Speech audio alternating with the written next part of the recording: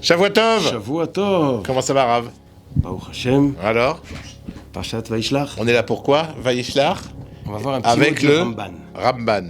Un petit mot du Ramban. Alors, À la Vayishlach, fin- à ça la veut fin- dire quoi? Ça veut dire quoi, Vayishlach? Il a envoyé, comme il il a- envoie à Esav des cadeaux. D'accord. Parce il rentre en Il Israël. arrive, il flippe un peu, il dit Voilà. comment je vais La adoucir mon rencontre frère avec qui Esav. veut me buter.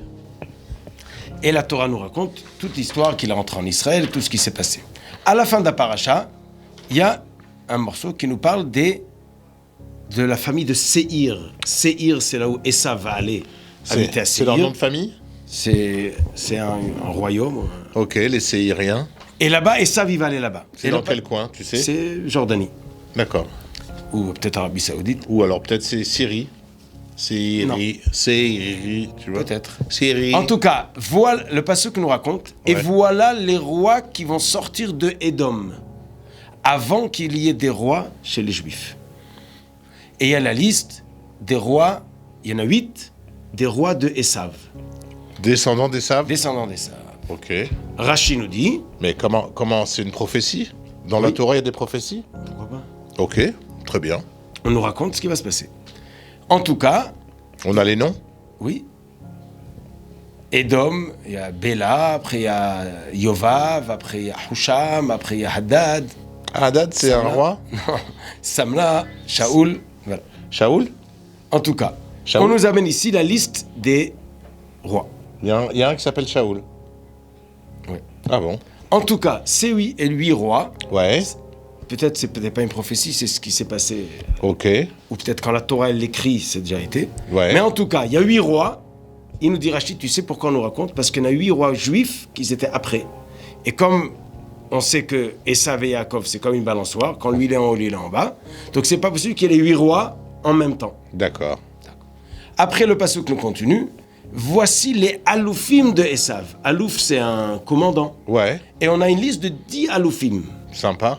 Et l'avant-dernier, le dernier, il s'appelle Alouf Magdiel, Alouf Hiram. Voici les aloufim de Édom. Esav, c'est le père de Édom. Pourquoi la Torah nous raconte ça? Alors Rachid dit 2 mots. Magdiel, c'est qui le Alouf Magdiel? C'est Rome. Le Ramban, lui, il se pose la question, il dit, mais Rome, c'est pas un Alouf, c'est pas un commandant. C'est un royaume terrible, c'est le royaume du monde entier. Bah oui. Comment tu me mets ça comme ça? Comme un commandant, même pas comme un roi. Alors il dit le Ramban, ça, c'est 10 rois de Édom, et que le 10e, ou le 9e et le 10e, eux, étaient rois sur le monde entier. Ça veut dire comme ça. Il dit le Rémez, qu'il y aura 10 rois chez Édom. Ok. Édom, c'est le 4e royaume. Le premier royaume du monde, c'est Bavel. Ok. Le 2e, c'est Paras et Madaï. Le 3e, c'est Yavan, c'est des Grecs. Le 4e, c'est Rome. Il dit, dans le 4e royaume, Il parle pas de Trump et de Poutine? alors peut-être qu'ils font partie de dedans, mais en tout cas, dans le 4e royaume qui est Rome, il y a 10 parties. Il a 9 aloufim qui vont être sur Rome tout seul. Et le 10e, lui, va se propager dans le monde entier. Et lui s'appelle Magdiel. Le mot Magdiel, c'est Gadol El. Il est Gadol sur tous les dieux. C'est-à-dire, il va se prendre pour le roi du monde. D'accord. Et c'est quoi aujourd'hui? L'Occident, où les chrétiens, ils se prennent pour le roi du monde. Et l'islam aussi? Ah, l'islam, c'est pas un royaume, ça fait partie. En tout cas, le 10e, il s'appelle Rome. Il m'a Il va embrouillé, se là. propager sur le monde entier. C'est le remès dans le mot Magdiel. Et de même que c'est marqué ici, il dit le Raman, c'est marqué dans Daniel. Et il y aura 10 qui vont sortir, il dit dans Daniel, et ils vont s'agrandir sur tous les dieux. Et il dit le Midrash, et tout cela, c'est des petits-enfants de Esav. Et à la fin, Alouf Hiram. C'est quoi Hiram? Ben, si Syrie, c'est Syrie, Iram, c'est Iran. Il dit, c'est lui qui va amener les trésors au roi du Mashiach. Le Mashiach. Donc, la Torah nous raconte... Attends, Iram, il est contre nous. Oui. Alors pourquoi il va amener les trésors au roi du Ça Mashiach? va se retourner. Yaakov, il a rencontré Esav. Oui. La Torah, la paracha nous parle de cette histoire. Elle donne le remez Idiraman pour tout le futur, tout le monde. D'accord. Donc il nous dit, pourquoi la fin de la paracha nous parle des rois de Esav. Et des D'abord chefs. des rois de Esav. Il y en a 8. Après, il y a 8 rois juifs. Il y a Shaoul, il y a David, et il y a ses enfants, petits-enfants. Donc, d'abord eux, et après, il y a eu les rois juifs. Donc, celui qui a peur des rois de Esav, tu vois bien que les 8 rois de Esav ont été finis, et on a les 8 rois de Yehuda. Et de même chose, on a les 10 Aloufim, dont le dernier, il va s'appeler Magdiel. Il va s'étendre, dit le Ramban, dans le monde entier. C'est le 10e, le 9e de Esav. Édom, il est un peuple en lui-même. Après, il va être le roi du monde. Et après ça, le 10e, il va rendre les trésors au Mashiach. De même que au premier tour, on avait 8 rois. Après, on a 8 rois juifs. Là aussi, on a 10 Aloufim. Le 9e, il va être immense dans le monde. Mais le 10e, il va rendre les trésors au Mashiach.